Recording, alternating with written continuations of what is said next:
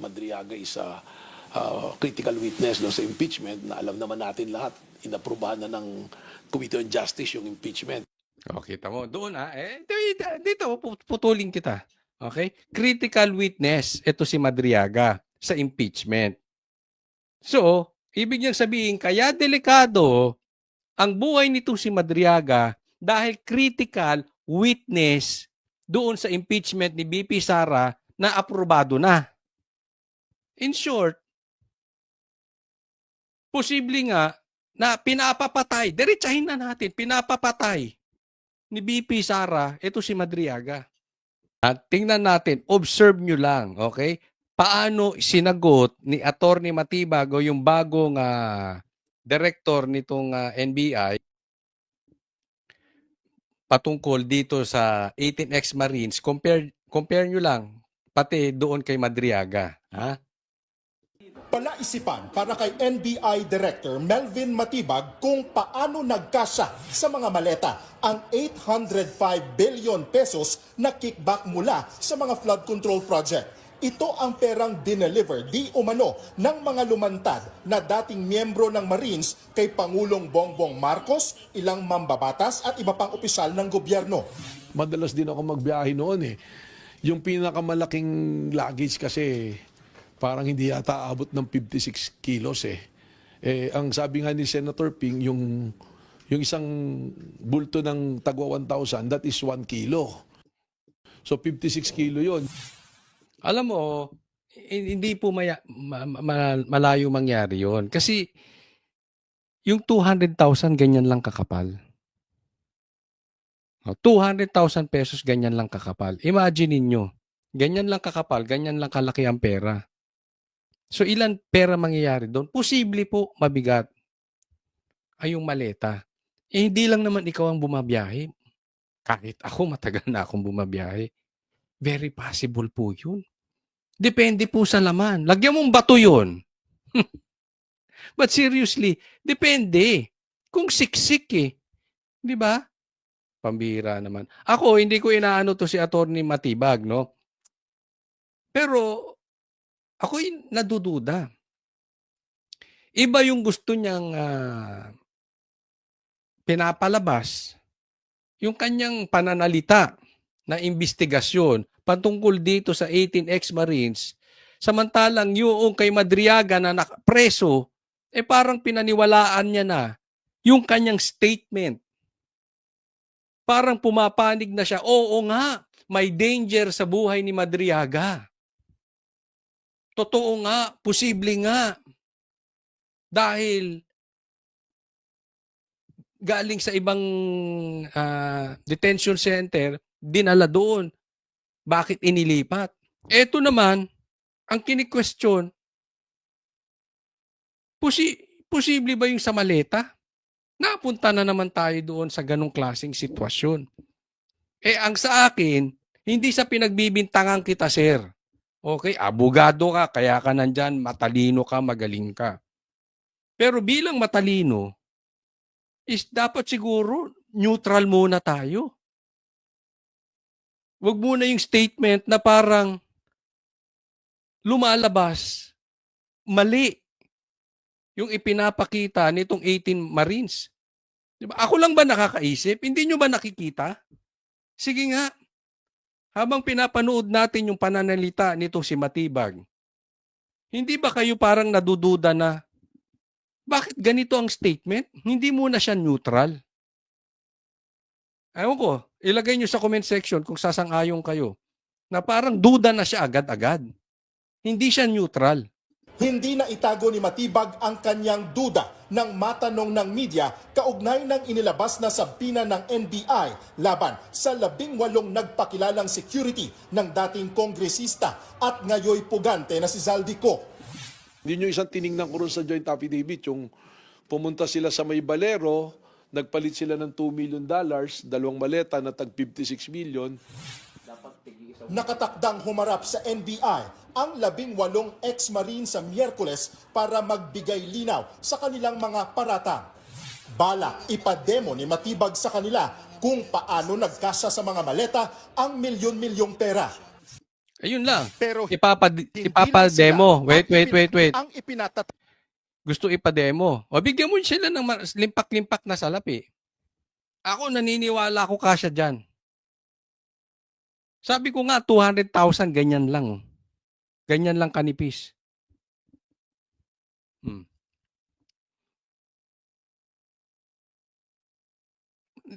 Ako napapatanong lang. Hindi po kita binibintangan, attorney. Sir, pero lumalabas parang abogado ka ni Bongbong Marcos eh. Parang duda ka na agad dito sa kanilang pinapakitang ebidensya. So diyan pa lang parang may desisyon ka na si Bongbong Marcos at si Tambaloslos ay hindi tumatanggap ng maleta ni hindi mo pa nga naiimbestigahan. Lumalabas na ikaw ay parang attack dog. Hindi, malayo ba? Malayo ba yung naiisip ko? Bago to eh. Bagong pasok to. So bagong attack dog ka? Are we going to see the next Claire Castro? Next Ombudsman, Boying Rimulya? Next Ping Lacson? Na wala nang ipapakitang ebidensya, susuplakin agad-agad. Basta tatama kay Bongbong Marcos at dun sa pinsan niyang si Romualdez. Hindi ako magugulat. Kasi kahit abogado to, kahit matalino, abogado rin naman si Claire. Abogado naman si Boying. Pero kitang-kita nyo kung kanino sila nag-aabogado. mga maleta ang milyon-milyong pera. Pero hindi lang sila ang ipinatatawag. Ipinasabi na rin ng NBI ang nasa 12 iba pang personalidad. Ayon kay NBI Director Melvin Matibag, kasama dyan sina dating Congressman Mike Defensor, Attorney Levito Baligod at isa pang abogado na nagnotaryo umano sa affidavit ng mga nagpakilalang dating Marines. Well, pati yung notary public dito, inimbitahan namin kasi may nakita kaming some angles that we cannot discuss public. Ayun, yung notary public na naman. Napanood ko na to eh. Kayo napanood nyo na naman. Notary public. Tapos tatanungin nyo naman yung notary public kung pirma niya nga to. O, tapos itatanggi nung notary public na pirma niya yon. Ay nako, ganyan-ganyan yan. Oh. Pero alam mo, naitanong ko yan. Ako mismo nagtanong niyan kay Attorney Baligod doon sa programa natin sa SMNI. At sinabi niya, binidyo niya. Para wala nang lusot. O, di ba? Wala na lusot. Kasi dati, itinanggi nung supot na abogado yung kanyang pirma. Pare-parehas naman daw ang pirma. O, di ba? Kung hindi siya pumirma noon, lalabas yung notaryo na naman ng palpak. Kaya ngayon, binidyo na nila. Oo, so same din, same din. Hindi ako, sir, malaki tiwala ako sa inyo na hindi kayo magiging kagaya ni Claire Castro. Baka tayo ang ipatawag naman. Oo. Hindi, matatalino yan si sir. Oo, patas yan. Patas to si sir, di ba? Hindi siya nag-aabogado sa magnanakaw na si Bongbong Marcos. Patas si sir. Pinuri ko pa, baka sabihin. Sang-ayon kayo, patas si sir. Pero kailangan dahil na-notice namin Las Piñas yung notaryo eh. Ano ngayon ko sa Las Piñas? Ayon kay Matibag, hindi bababa sa 30 ang ipinasabpina ng NBI. May ilan daw dyan nagpahiwatig na voluntaryong dudulog sa NBI. Kinumpirma rin ni Matibag na may posible pang lumantad. Base sa impormasyon na nakarating umano sa kanya, umaabot sa 100 Marines at mga uniform personnel ang kinausap pero hindi lahat pumayag na lumantad. Apparently parang next week They're trying to schedule another press con. May bago pang isasama na Marines because there were reports na mas marami pa pala yung kausap dyan eh. Or Oo, 100 nga yan. Hindi lang, oo. I don't know kung misleading itong sinasabi ni Attorney Matibag na 100 yung kinausap dyan. Hindi po, 100 po yung, 100 plus po yung itong mga bodyguards na kinuha ni Saldico. 100 plus silang nagtatrabaho kay Saldico. At lahat po sila nagdi-deliver. Yun po yun. Hindi yung kinausap. No? Totoo naman kinausap eh. Pero kasi lahat sila empleyado ni Saldico. Nausap eh. Mga 100 daw yan eh. So, pero hindi lahat pumayag. No. Hindi lahat pumayag. Siyempre, delikado eh. Oo. Tsaka hindi kailangan. It's unnecessary na yung 100 na yan. Siguro sa korte maglalabasan. No? At tsaka, ito yan. Ito sinabi ni Attorney pangalan. Baligod. Ito yung pagkasabi sa amin.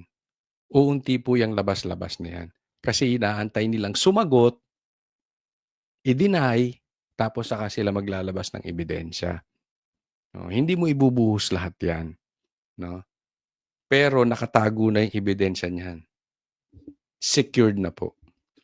Posible rin umano na politically motivated ang paglantad ng mga nagpakilalang security aid ni Ko.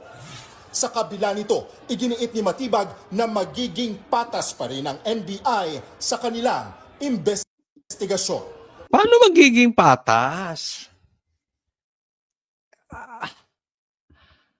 Ako duda na ako agad una pa lang. Kaya nga tinatanong ko yung mga viewers ko ako lang ba nagdududa? Dahil unang-una pa lang, parang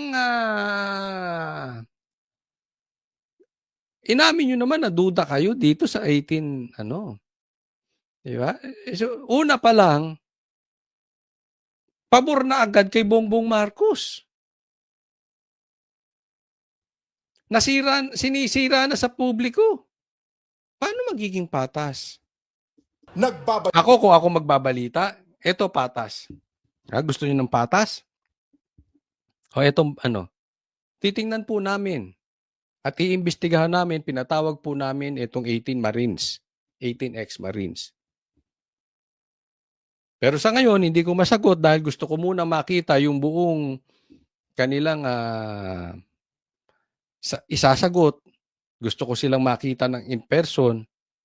And then, bibigyan natin ng pagkakataon na patunayan, ipakita yung mga iba pang ebidensya. So, bigyan muna natin sila ng pagkakataon. No? Posible namang nagsasabi silang totoo, posible ding hindi. Yan po ang statement ng patas. Sino mas mukhang patas sa statement? Yung statement ko, yung statement niya. Balita mula sa Frontline, Gio Robles, News 5. Nagpadala ng tauhan ng NBI para sa dagdag na seguridad ng nagpakilalang bagman ni VP Sara Duterte. Puntahan natin itong bagman. Si Ramil Madriaga. Yan ay matapos mapaulat na nakatanggap siya raw ng banta sa buhay. May nagtangka rin daw na manuol kay Madriaga para hindi domestigo laban sa bise. Nakipag-ugnayan ng NBI sa BJMP para mabantayan si Madriaga sa kanyang kulungan. Posible umano na politika ang motibo sa likod ng pagbabanta.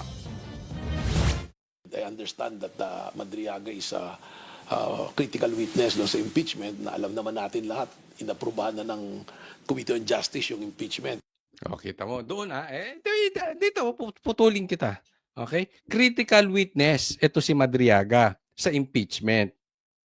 So, ibig niyang sabihin, kaya delikado ang buhay nito si Madriaga dahil critical witness doon sa impeachment ni BP Sara na aprobado na. In short, posible nga na pinapapatay, diretsahin na natin, pinapapatay ni BP Sara, ito si Madriaga. Yan po ang pinupunto niya. Yan ba ay patas? I don't think so. In my opinion, hindi po patas yung ganyang klaseng statement. Tapos yung statement niya sa Marines, ganun. Bibigyan ko kayo ng patas na statement. Papatawag din natin si Madriaga at iimbestigahan namin kung legit po na meron talagang banta sa kanyang buhay. Huwag po tayong padalos-dalos sa balita. Kailangan pong masusing matingnan ang sitwasyon niya diyan sa Bilibid. Sino mas mukhang patas sa statement namin? Hindi, tayo po ay hindi nagtatali-talinuhan. Hindi naman tayo abogado. Matalino to, abogado to eh. NBI yan. So, baka engineer yan, architect pa. Hindi, accountant. Di ba? So, hindi po to question ng matalino. Pero kayo, bilang ordinaryong tao, hindi ko po kayo tinuturuan, sir. Kaya nga tatanungin ko, yung mga manonood natin, gaya ko na bilang ordinaryong tao, sinong mukhang patas ang statement? Sige, pakilagay nyo dyan sa comment section.